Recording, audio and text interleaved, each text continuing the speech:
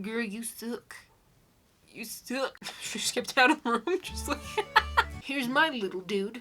I met her online on a dating website a couple of months after my late wife had passed away. A couple of months? A couple of months! It's Shark Tank. I'm out. The deal's over. I, 35 male, was married for 8 years to my now ex-wife, 35 male. Do you mean female? Because if we're saying wife... Boo. Did I scare you? Did I get you? Good, because it's spooky month. So hello everyone, and welcome to my channel, or welcome back to my channel. I'm Jessica Layla, and it's spooky month, so we're doing spooky things. Now, obviously today's video is not really quite spooky as it has been, but to wrap up this spooky season, I thought we could read some of the most scary Am I the A-hole posts in that they're very toxic, unhealthy, and kind of insane. So in case you're new here and don't know what's popping off, every last Friday of the month, I like to read Am I the A-hole stories. And in case you don't know what Am I the A-hole is a A-hole is a subreddit on Reddit where people can explain a situation, tell their story, and ask the timeless question, am I the a-hole? And from there, people in the comment section will go yes, no, maybe so, everybody sucks here, so on and so forth. And my main go-to is this page on Instagram called Toxic Reddit. They're a page that curates some of the most toxic posts from across various subreddits, not just Am I the a-hole. So if you're into those crazy, what the hell is even that kind of stories, they will be linked down below for you to go check them out and follow along. But before we get into any of that, I just wanted to show you something YouTube sent me because I feel privileged and honored. Look at what YouTube sent me. Isn't this just the cutest thing ever? It's, I think these are called clapboards. Look at it. It has all the YouTube things, and then it came with a cute little marker that matches the YouTube thing. If you're a YouTube partner and you were invited to YouTube perks, you can get this. But I think that deal is ending really soon. They were also giving away shirts for their 20th anniversary. I missed out, so now all I'm getting is a poster. Anyways, so everyone, what I want you to do is to grab your snacks, grab your drinks, get all comfy cozy, and let's just dive right in with the first post. Am I the a-hole for not seeing my kid after finding out she's not mine? I, 35 male, was married for 8 years to my now ex-wife, 35 male. Do you mean female? Because if we're saying wife. And we had 3 kids together. 9 female, 7 male, 3 female. I did those numbers completely wrong. Me and the 9-year-old have always been close. She was definitely a daddy's girl growing up. The issue is that I always questioned in the back of my head if she was truly mine, as my ex has never been loyal, but the younger 2 look identical to me. 9-year-old looks like neither of us. My ex and I got a divorce 2 months after my youngest was born as the marriage wasn't healthy. She kept being unfaithful, but we stayed together for the kids till it got too much. Recently, something itched me to get a paternity test done to see if my worries were correct.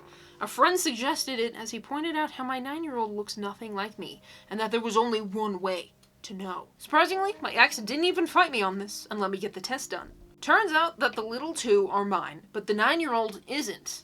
My ex claims she agreed as she really was confident all 3 were mine. Girl, you suck. You suck. As ashamed of it as I am, I can't bring myself to look at her. It hurts every time I see her face. I care about her still, but it's weird. Like, out of nowhere, all that love I had for her disappeared, and I can't see her as my own. I went to come get my kids for the week I have with them. I get the little 2 in the car, and my 9-year-old comes out and says she's ready to go to my house, but I couldn't do it. I felt nothing looking at her. I want to spend time with my kids, not another person's kid. So I told her she isn't coming, and I told her that she had a daddy out there, but it isn't me anymore.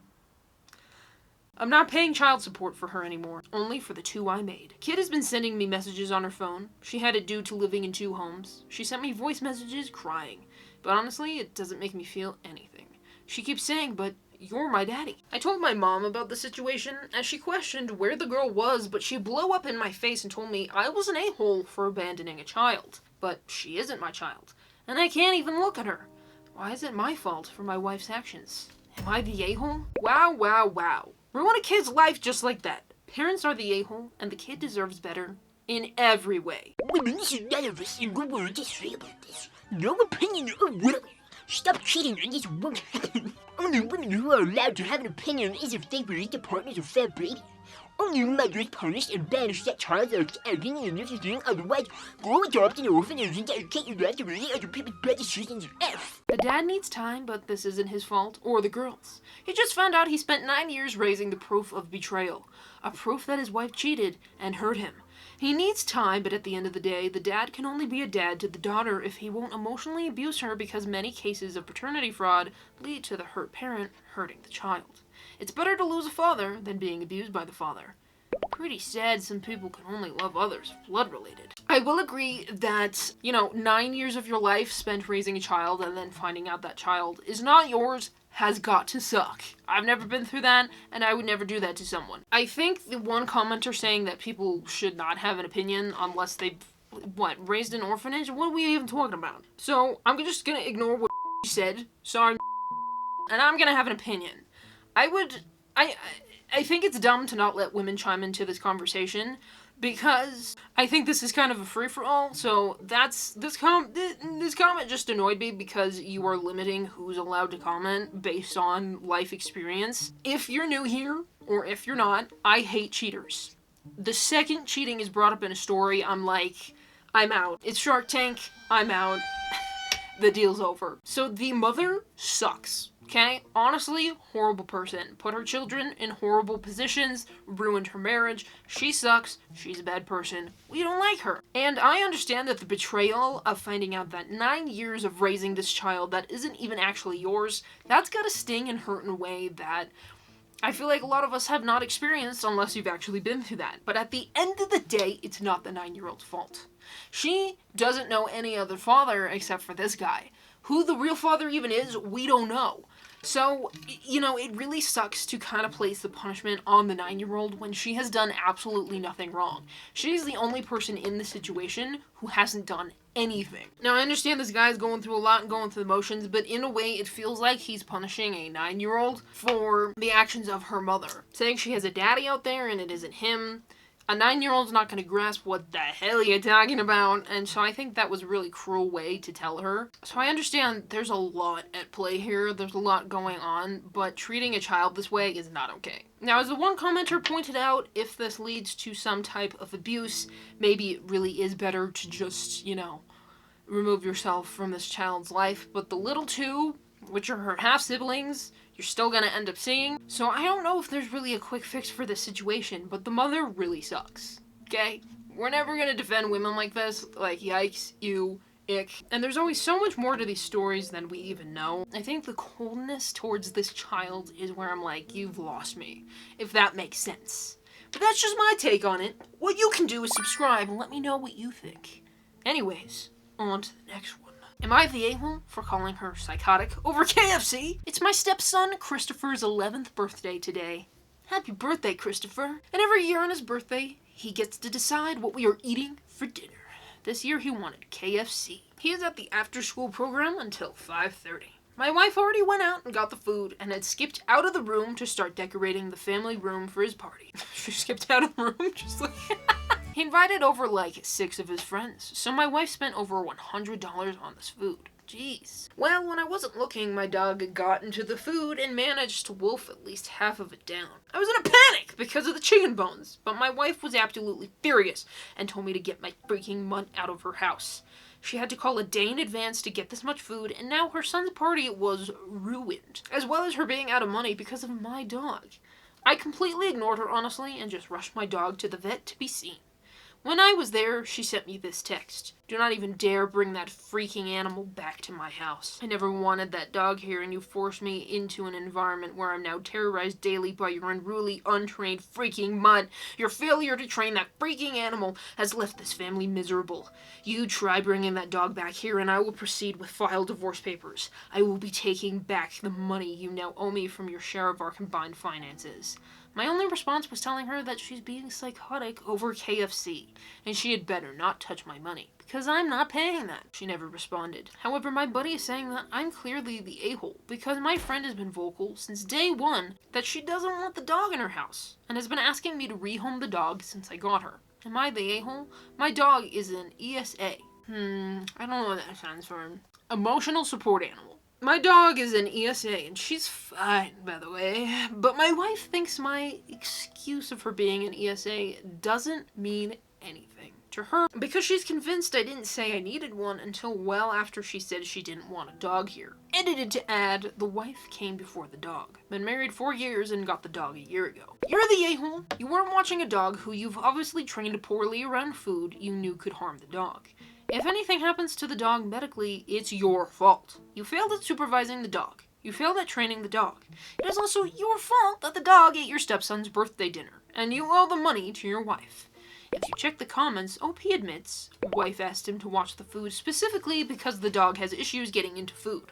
Wife was attacked by a dog, has scars on her face as a child, and has adamantly refused to get a dog. OP ignored her and got the dog and said it was needed as an emotional support animal.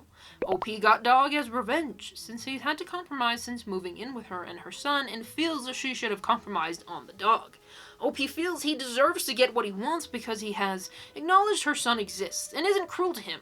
OP doesn't owe for the food because it's not his kid, not his problem. Direct quote from the OP. Because I don't owe her anything. I stepped into a father role when I didn't have to and made compromises.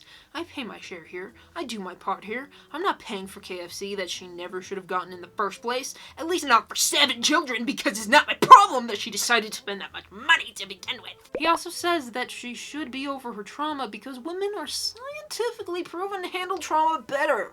But for his depression, since he's a man, needs the emotional support animal.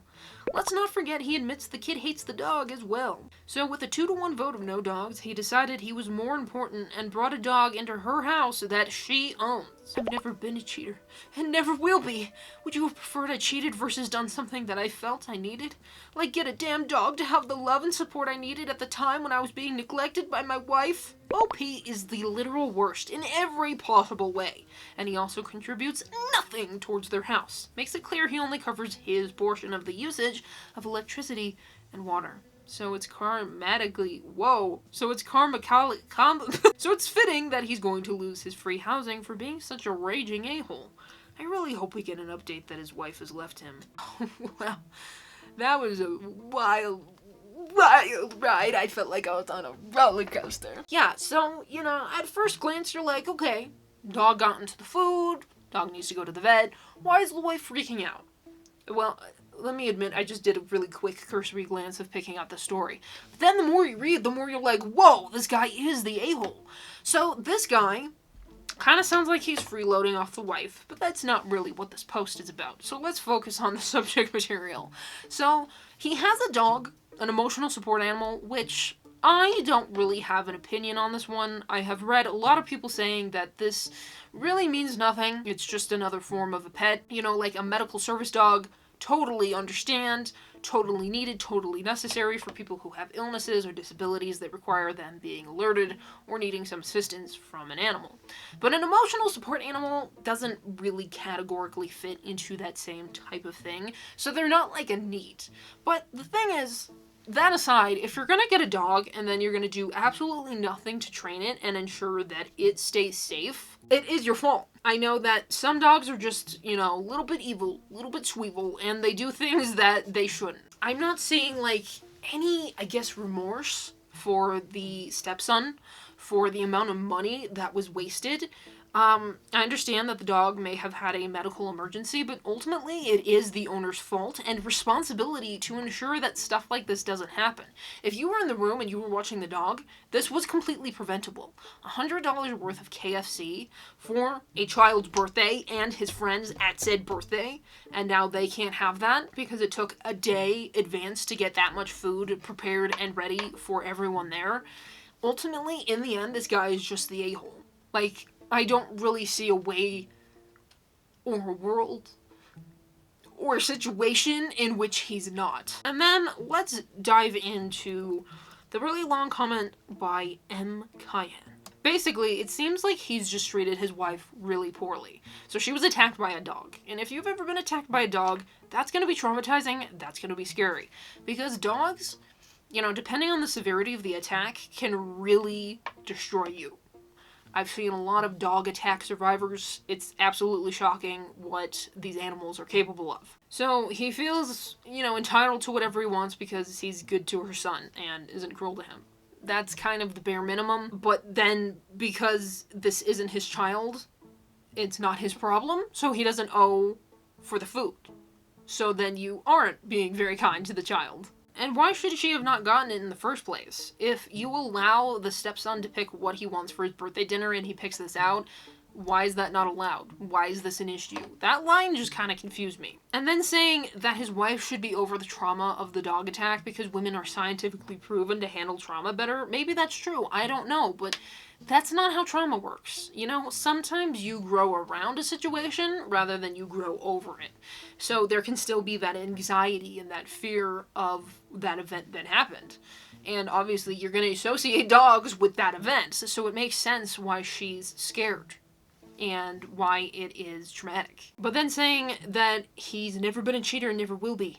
Would you have preferred I cheated versus done something that I felt I needed? Why are your options between getting a dog or cheating?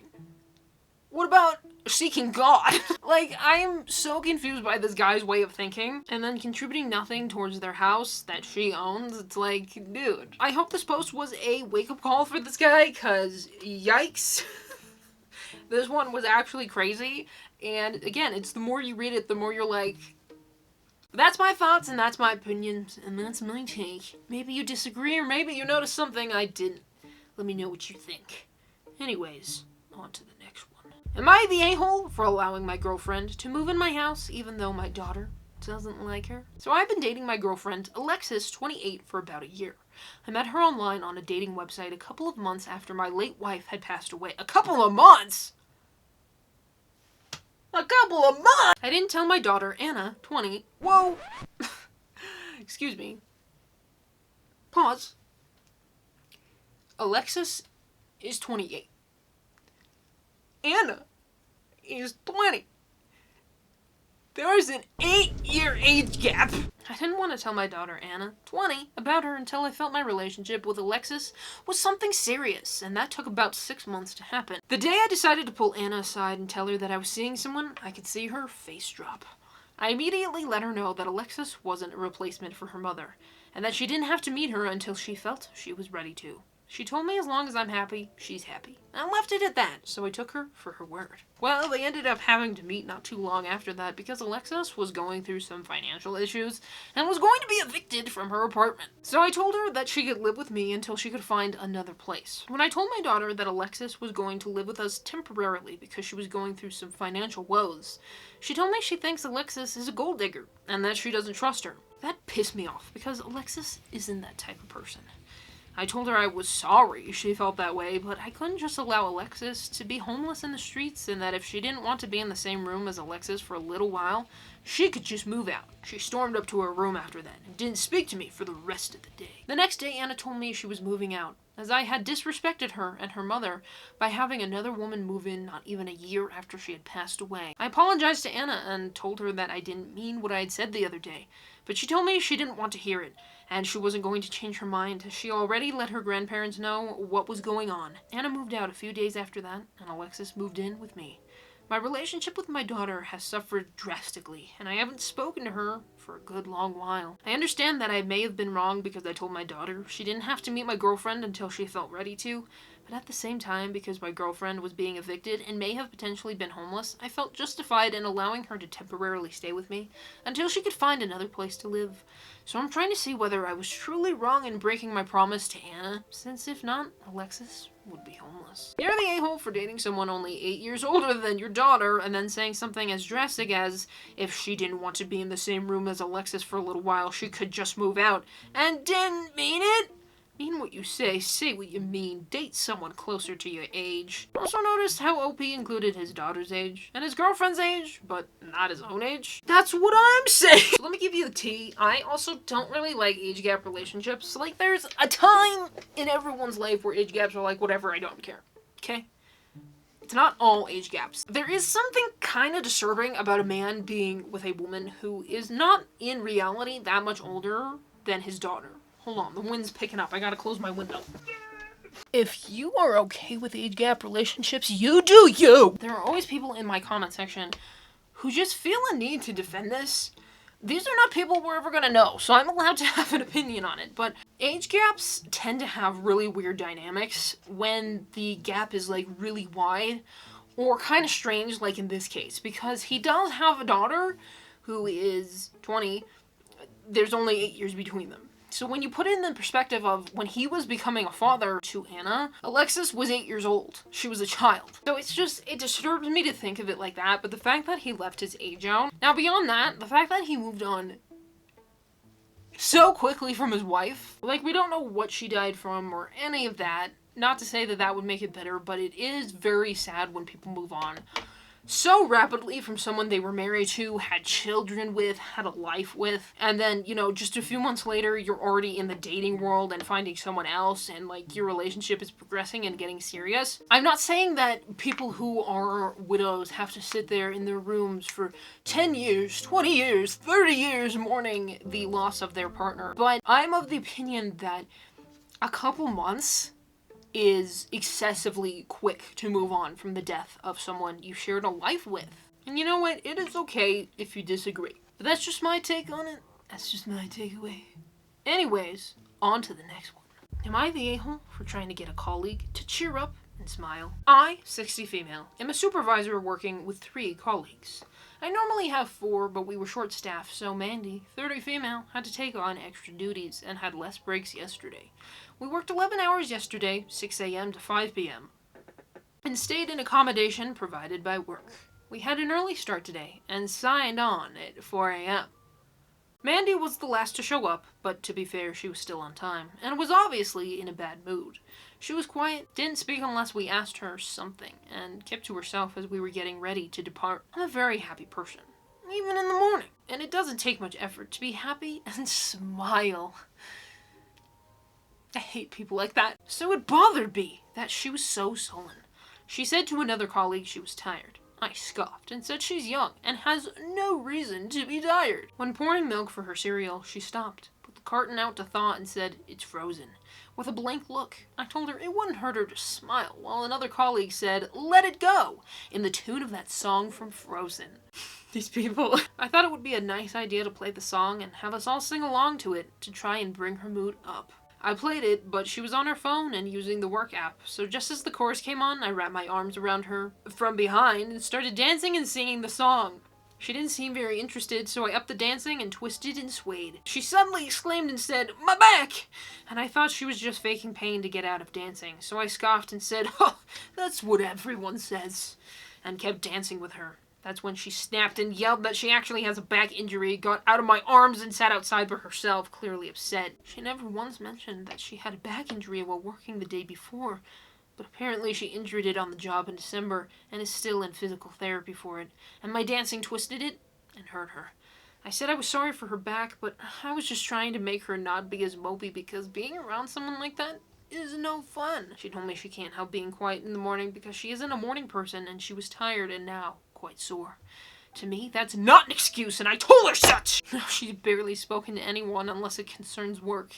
Am I the a-hole for just wanting her to cheer up and have some fun? There are so many things that are going on in here that are crossing boundaries. It always amuses me when people think dancing and singing can cute a stolen mood. Nope, it can't. What usually really works are foods, and not just candy, or drinks, or helps. I think this lady should walk into the street. Dang. I don't get why things like this bother people. Like, if people show up and they're doing their thing and everybody's pitching in and whatever their job is, I don't even know. And everyone's just doing what's required of them, just let it go. No pun intended. Let it go, let people do their thing, leave them alone. If they're not feeling well or they're tired or they're quiet, just leave them alone. You don't have to be so annoying that you try to cheer people up and lift their spirits because, as is clearly shown here, you have no idea what's actually going on behind the scenes. As someone who's been dealing with really chronic back issues since I was 18, but it's definitely up to this year, the thought of someone taking me and making me dance and swaying with me and touching me and being obnoxious this early in the morning would actually make me so incredibly mad. So you are the a-hole because not everything concerns you, right? Like, not everything is your business. Not everything has to be fixed by you. There are lots of people who think that they have to be the savior of the day, the savior of the room, but you really don't. Okay? Even if you have really good intentions, it doesn't mean that your intentions are going to work for everyone. That's just my take, coming from someone with an injured spine. Anyways, on to the next one. Am I the a-hole for isolating my romantic partner from their so-called friends? That doesn't sound like a good starter for you. My romantic partner, Chris, has a lot of friends who they don't realize are detrimental to them. I see it in real time, the backhanded compliments, and I've suspected they gossip about Chris behind their back. But what is important is this most recent situation. Chris and I have a small get-together at our house. It's us and 4 of Chris's friends. I already don't really like these people, but Chris has been talking about having them over, and I didn't want to disappoint them, as I don't have that much time off to spend anyways. Chris and I are serving food and drinks, and suddenly one friend makes a joke in poor taste about Chris's alcoholic's parents. Pisses me off instantly, but Chris says nothing. They clearly want to let it go, but then that same friend continues, and gets the others to freaking join in. Chris tries to awkwardly laugh it off, and get them to talk about literally anything else. To seal the deal, one of Chris's friends, Maria, makes a joke about a relationship. These people don't like me either, think I'm edgy, angry, see through their BS too easily. You sure about that? Up until then, it's just been small comments and dirty looks towards me. I finally lose it. I'm screaming at these people to get the hell out of my house about an hour after they get there because how dare you walk in here, embarrass Chris, and insult me to my face. They call me a psycho, and I lean into it, grabbing a small knife. It's a butter knife, not sharp at all. They leave.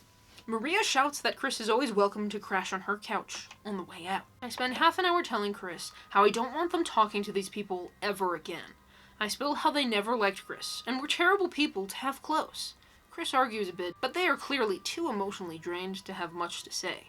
I take advantage of this and get them to agree with me. I'm not letting these fake friends even talk to Chris anymore. My partner does pretty much what I say, so I'm confident that they don't talk to them when I'm at work. I straight up said to Chris, I'm isolating you. You don't need anyone else. If there was a shelter down the road where one could find good friends, I'd be all for it. But I'm sick of a-holes attacking my romantic partner because they hate me or are jealous of them for, honestly, being better than them. I feel as though I did what I had to. I regret nothing. So Toxic Reddit said in the caption to read slide number 5, which is this one. This was a comment on a different post, apparently. I desire to protect one person in my life. So I'd say I love them genuinely, even if I don't really view them as on my level. I relish in dominating them psychologically and get a huge rush when I feel like I am the only person they will ever turn to for comfort. I can't even begin to describe how addicting that power trip is when they cater to my every need and put themselves second. I often reward them for such behavior by buying them things, giving them my time, etc. I have manipulated them and, if I'm being honest, emotionally abused them in the early stages of our relationship. I feel like I do love them, and would be mad as hell if they ever left. It's, once again, hard to put into words, but I just have no idea what I'd do if they dared to abandon me instead of me leaving them. You what? Everybody sucks here except Chris. Only red flags, Batman. Isolating a partner is never the answer, and a way to brag about having them under your thumb. And you grabbed a knife? I hope they dump all of you and find healthy relationships somewhere else. Terrifying. How is this not scary to anyone else? It's scary to me. Yeah, this seems like a pretty, open and closed case here. This person is crazy, and I'm not using that word lightly. I know there's been a lot of conversations around misusing words, but this person does not sound well, right? Basically admitting that you're manipulating and being a horrible person to the person you're in a relationship with is, like, pretty telling. Being addicted to that power trip. This person is an a-hole. There's really nothing else I can add to this conversation. I'm just reading this so that everyone can be as shocked as I was when I first found this, because yikes, woof, what the hell? That's crazy? You're the a-hole. I feel like when it comes to the friends, there's probably a lot more to the story than what's being told. Grabbing a knife of any type, even if it's not sharp, just seems like you're trying to manipulate the situation and make people uncomfortable and get them to leave, and ultimately that worked. So yeah, this person does not sound well and is 100% across the board the a-hole. On to the next one. So we've now reached the time of the night where we read one last crazy one and call it there. So everyone settle in, get comfy, and let's just dive right in with our final post. Am I the a-hole if I don't want my girlfriend to bring her cat when she moves in? It's safe to say that I am a dog person. I've always loved dogs and always had dogs, and my dog that I have now is my best bud. I love how social they are and how much they show love back to their humans and that they are smart and trainable. I definitely do not like cats. Lots of people love them and that's fine, but I personally do not even see the appeal of taking care of an animal that doesn't give two craps if you live or die, and that takes an insane amount of training and effort to learn even basic commands, which will only ever do it if they feel like it. I can't count how many times I've been scratched or bitten by a cat for no other reason than I dared to go near it, so yeah. Not a fan. My girlfriend and I have been dating for coming up on 1 year, and she is a 1 in a million girl. When we're apart, I often find myself just wanting to spend time together. She is wickedly funny, and always making me laugh out loud, and an amazing artist. Also, she has a cat. It is not a particularly bad cat or anything, as far as cats go. Very average. But I am so the opposite of a cat person that even average is bad. Have you ever hated someone so much that every little thing annoys you? That's what cats are like to me. And this cat is just everywhere when I am hanging out at my girlfriend's apartment, jumping up and down from the shelves, stepping on my crotch and eating my leg with its paws, and most importantly, claws, yowling outside the bedroom door whenever I spend the night. My girlfriend, of course, loves him and doesn't see any flaws. All of this wouldn't be a problem, but as I said, we are approaching 1 year, and I have been thinking about our future together. I can see myself marrying this girl, and I want her to move in with me. But I do not want to have a cat. I don't even know if my dog will get along with it, and I know I won't get along with it. I've tried to talk to my girlfriend about the issue, and she just turned stone freaking cold. Hey, maybe Cat can live with your parents when we move in together? They are in the same city as us. No, we're a package deal. I tried very calmly and rationally explaining to her the issue, and she outright said that I need to figure out what's more important to me, because either they both move in with me, or we break up and stop wasting each other's time. Just full ultimatum and holding the relationship hostage. I feel like I am stuck between a rock and a hard place here. If she's playing hardball, would it be an a-hole move for me to play hardball right back and say that she can't move in until she rehomes the cat? Yes! Yes! Imagine you were moving in with her, and she asked you to get rid of your dog. Would you do it? If the answer is no, you're the a-hole. If the answer is yes, you're the a-hole also. You're the a-hole. You were holding the relationship hostage. She had the cat when you met her, but you now want her to get rid of him because you don't like them? How would you feel if she asked you to give up your dog? Don't say it's different because cats are different. That's just your opinion. The cat is her pet, whom she loves and wants to keep. You obviously haven't even tried to get along with him, and good for her for sticking to her guns. Maybe she isn't the girl for you, seeing as she's a cat person. If you don't agree with that, do better, and get to know the cat. You might like him. So might your dog. I wouldn't even date someone who is allergic to cats. Me and my cat are a package deal, even though me and him don't currently live in the same home. I plan on having cats in my future. I would definitely choose my cat over this a-hole. I trained my cat to shake within 15 minutes. This man just doesn't understand cats. Look, you gotta agree here. I've had cats my entire life, and, this stereotype that, like, cats are a-holes, cats are mean, you're wrong. There are some cats that are a little standoffish, right? There's some cats that are kinda a little bit weird, a little bit strange, sometimes I dare say even a little bit mean. But first of all, a cat typically doesn't just scratch or bite you for no reason. You've usually crossed their boundaries and done something wrong and made the cat uncomfortable. Cats are kind of a reactionary animal, as most animals are, but cats are, you know, their first thing is usually self-defense. So if you're making a cat uncomfortable, they're gonna hit you. They're gonna smack, they're gonna bite, they're gonna try to get you to stop whatever it is you're doing. You need to let cats warm up to you, you need to let cats get used to you. You know, you can't just go right up to them and start petting them and expect them to be all cuddly and lovely. Some cats are, most cats aren't. That aside, you know, so many people get cats wrong. The cats I've had, love them. They've always been great. They've never hurt me or done anything, and so we must have been doing something right. It's okay to not be a cat person, but to expect this person you're dating to give up the pet that they've had since before they knew you is just so unrealistic. The thing is, I'm not a dog person. I don't think I would want a dog. But if I were dating someone who had one, I wouldn't be like, you have to rehome them because I don't want to live with one. Either find someone who fits into what you want for yourself and your home and your life, or accept that she has this cat. Expecting someone to traumatize their animal by rehoming them somewhere so that you can live with her is insane. And I think that's just so mean to do to an animal, especially. You know, there are so many animals so many horrible rehoming stories, and I just think that's the biggest a-hole move, unless it's an absolute necessity, just doing it because, well, I didn't want the cat anymore, so I'm gonna give it up! I'm of the opinion that's just a very unkind thing to do to an animal, especially a pet that you've owned and cared for, even remotely. So he's expecting way too much. Realistically, I don't think this relationship would work. It sounds like he's kind of being very controlling, or maybe even dominating about this situation in a way that, frankly, would make me uncomfortable enough to end the relationship. Because if you're this hung up over a pet that I've had since before I knew you, then what else are you going to be hung up over in the future, right? So that's just kind of my thought process when it comes to this.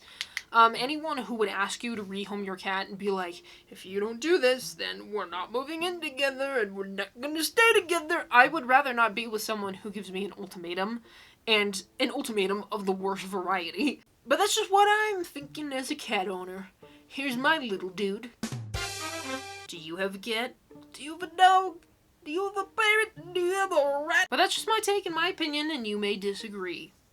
Just be nice. So yeah, that is where we're gonna cut it off for the night. That was 6 different Am I the A-hole stories. I feel like I have not read anything from Toxic Reddit in ages. I know it's only been like a month, but you know, it was spooky month, so we kind of focused on other stuff. But you know, we're heading back into regular content, starting now and next week and every week after that, and, you know. So that kind of ends our spooky month together. Now, I know this isn't horrifying or spooky or scary, but it's really hard to tie in something as niche as Am I the A-hole into Halloween.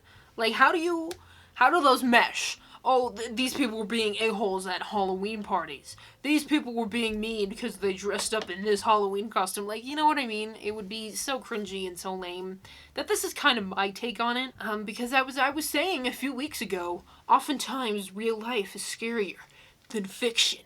Because sometimes real life is scarier than fiction. Forehead reveal. So if you want to go check out any of the posts yourself, I will link down to everyone that I am able to track down. If you want to go follow Toxic Reddit, feel free to do so. They will also be linked down below. And if you want to spend more time with me and you want to hang out and do things, I have some great news. I will link down below to my 2 playlists for the series. Reddit stories, which is, you know, more variety, and then Am I the A-hole only, if you want to just hear those. And they'll just be down in the description and in a comment down below. But yeah, guys, that wraps up our spooky month. So thank you all so much for watching. Hopefully you all enjoyed, and hopefully I will see you all here next time.